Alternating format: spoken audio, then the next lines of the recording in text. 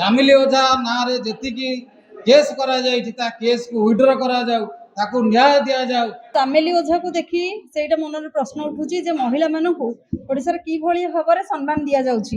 ଆପଣ ଆଜି ଆସିଥିଲେ ଚାମିଲି ଓଝାଙ୍କୁ ଭେଟିଲେ, କ'ଣ ଆଲୋଚନା କଲେ? ଦେଖନ୍ତୁ, ଆମେ 30 ଜିଲ୍ଲା ପରିଷଦ ଯେଉଁ ଆମର ସଂଘ ରହିଛି ଅଲ୍ ଓଡ଼ିଶା ସ୍ତରରେ, ଆମେ ସଂଘ ତରଫରୁ ଆଜି 10ଟି ଜିଲ୍ଲାର ଜିଲ୍ଲା ପରିଷଦ ପ୍ରେସିଡେଣ୍ଟ ମାନେ ଏଠି ଆସି ପହଞ୍ଚିଛୁ। ଆମେ ଯେତେବେଳେ ଟିଭି ମିଡ଼ିଆରେ ଦେଖିଲୁ ଗୋଟେ ସରପଞ୍ଚକୁ ଜିଲ୍ଲା ପ୍ରଶାସନ ପୋଲିସ ପ୍ରଶାସନ ଆଜି ହଇରାଣ ହରକତ କରୁଛି, ସେ ନ୍ୟାୟ ପାଇଁ ନିଜେ ସଂଗ୍ରାମ କରୁଛି। ତେଣୁ ଆଜି ଆମେ ତା ସହିତ ସାଥ ଦେଇଛୁ ଏବଂ ତାଙ୍କୁ ଚାମିଲି ଓଝାକୁ ଆମେ ଅଲ୍ ଓଡ଼ିଶା ଯେଉଁ ପ୍ରେସିଡେଣ୍ଟ ସଂଘ ରହିଛି ଆମେ ତାଙ୍କୁ ମଧ୍ୟ ଧନ୍ୟବାଦ ଜଣାଉଛୁ। ତାର ନ୍ୟାୟ ପାଇଁ, ତାର ଅଧିକାର ପାଇଁ ସେ ଏବେ ମଧ୍ୟ ସଂଗ୍ରାମ ଜାରି ରଖିଛି। ମୁଁ ଦେଖିଲେ ଏବେ ସ୍ଥିତି ସେ 11 ତାରିଖରେ ଆଡ଼ମିସନ୍ ହେଇଛି, କିନ୍ତୁ 11 ତାରିଖରେ 13 ତାରିଖ ଡିସଚାର୍ଜ କରାଗଲା, ତ ଡିସଚାର୍ଜ ପେପର ମଧ୍ୟ ଦିଆଯାଉନି। ତାକୁ ପୋଲିସ ତାର ମନମାନି କରି ନେଇ ଚାଲି ଯାଇଛି।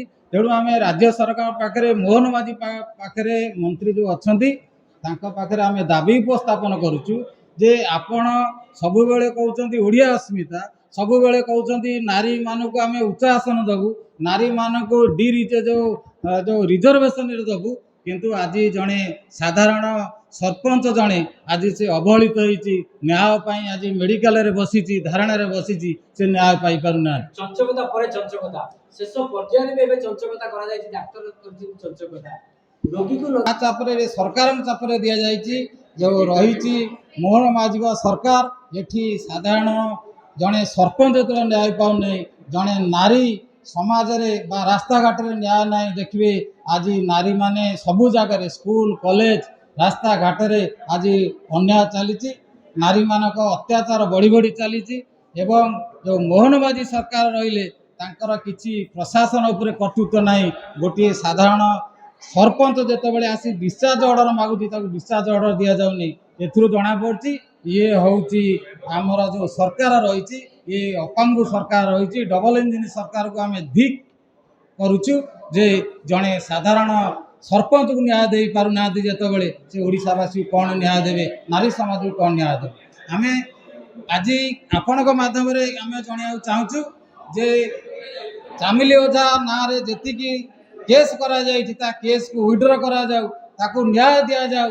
ଏବଂ ବିଡ଼ିଓ ଜାଣିନାହାନ୍ତି, ଜଣେ ସରପଞ୍ଚ ଚାହିଁଲେ ସେ ସବୁବେଳ ପାଇଁ ବିଡ଼ିଓ ସହିତ ଆଲୋଚନା କରିପାରିବେ, ପଞ୍ଚାୟତ ବିଷୟରେ ଆଲୋଚନା କରିପାରିବେ, ପଞ୍ଚାୟତ ସମିତି ବାବଦରେ ଆଲୋଚନା କରିପାରିବେ। ସେ କାହା ପ୍ରରୋଚନାରେ ତାଙ୍କ ନାଁରେ ଏଫଆଇଆର ଦେଇଛନ୍ତି, ଆମେ ମଧ୍ୟ ଚାହୁଁଛୁ ତାକୁ ତା ନାଁରେ ଥିବା ସମସ୍ତ କେସ୍କୁ ୱିଡ୍ର କରାଯାଉ, ତାକୁ ନ୍ୟାୟ ଦିଆଯାଉ।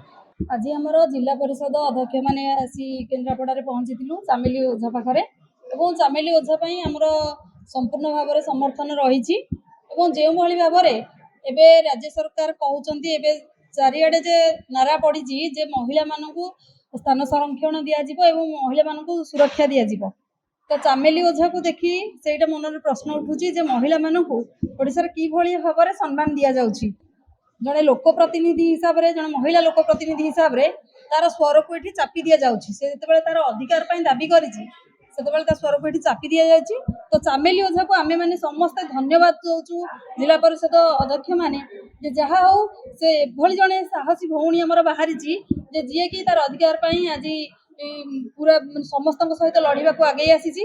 ତ ତାକୁ ଯେଉଁମାନେ ଅସମ୍ମାନ କରିଛନ୍ତି, ତାକୁ ଯେଉଁମାନେ ଅତ୍ୟାଚାରିତ କରିଛନ୍ତି, ସେମାନଙ୍କୁ କିଭଳି ଭାବରେ ଉପଯୁକ୍ତ ଦଣ୍ଡ ମିଳୁ ଏବଂ ଚାମିଲି ଓଝାକୁ ନ୍ୟାୟ ମିଳୁ, ତ ସେଥିପାଇଁ ଆଜି ଆମେ ସମସ୍ତେ ଏଠାରେ ଉପସ୍ଥିତ ରହିଛୁ। ଏବଂ ଆମେ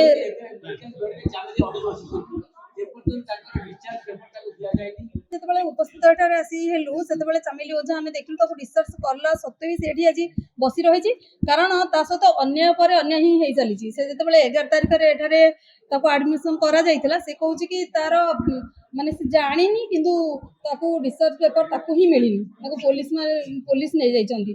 ତ ଏମିତି କାହିଁକି ହେଉଛି, ଏବଂ ସେ ଏଠାରେ ବସି ରହିଛି ଯେ ତାକୁ ଯଦି ଉପଯୁକ୍ତ ନ୍ୟାୟ ମିଳେ, ତାକୁ ଡିସଚାର୍ଜ ପେପର ନ ମିଳେ ତ ତାହେଲେ ସେ ବେଡ୍ ହିଁ ଛାଡ଼ିବନି। ଏବଂ ଆମେ ତା ସହିତ ସମ୍ପୂର୍ଣ୍ଣ ଲୋକପ୍ରତିନିଧି ହିସାବରେ ସମସ୍ତେ ଅଛୁ, ଯଦି ତାକୁ ନ୍ୟାୟ ନ ମିଳେ ତାହେଲେ ସମସ୍ତେ ହିଁ ତାର ସାଥ ଦେବେ।